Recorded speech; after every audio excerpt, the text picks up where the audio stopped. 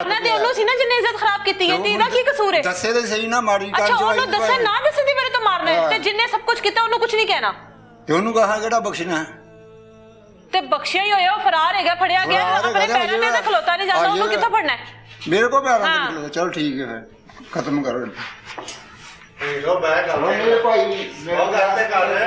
इधर आओ ना जरा तुम बहन इधर आओ ਭਾਈ ਸਿਰ ਦਰਦ ਨਹੀਂ ਆ ਮੇਰੇ ए सिर दर्द पहले लाई होंदी ना ते धी दी इज्जत नहीं सी खराब होनी हुण धी दी इज्जत खराब हो गई अकड़ हले भी उत्थे ही हैगी है ਆਕਰ ਮੇਰੀ ਉੱਥੇ ਰਹਿਣੀ अकड़ क्यों हैगी उत्थे ਮੈਂ ਪਾਗਲ ਹਾਂ ਮੈਂ ये तो कह रहा है कि तुमने तलाक खुद ली है